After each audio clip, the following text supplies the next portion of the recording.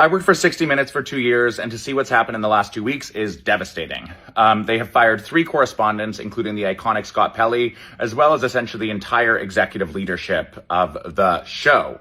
And let's call this as it is. Let's be honest. Why is this happening? Well, the CEO of Paramount, David Ellison, who is a Trump loyalist and ally, is trying to close a merger with Warner Bros. That he needs Trump's signature for. So to do that, he needed to change the coverage of CBS News to make Trump happier. So he hired Barry Weiss, an ideologue and partisan, as the editor-in-chief of CBS News. Barry comes from opinion journalism writing, and she left the New York Times after alleging that it was, quote, too woke.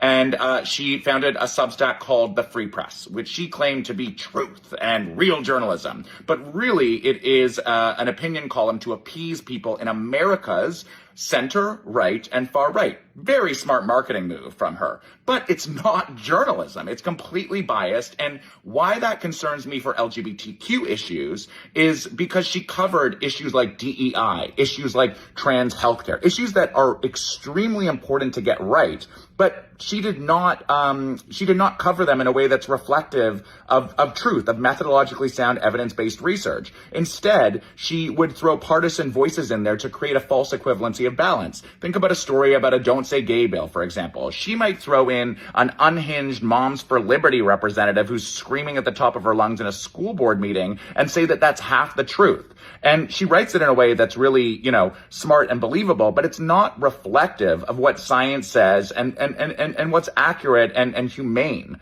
Why this concerns me for 60 Minutes is that this Substack's opinion, the Free Press, is now going to be injected into the most famous, popular, and highest rated news magazine show in American history. And what that means is whether, people are criticizing 60 Minutes now, there's going to be a lot of people watching when it comes back on air in September. And if they see these stories, they're going to take it still with a grain of truth, a grain of validity. And that's extremely concerning, not just for all stories they produce, but particularly for LGBTQ issues at a time when the queer community is already under deep attack.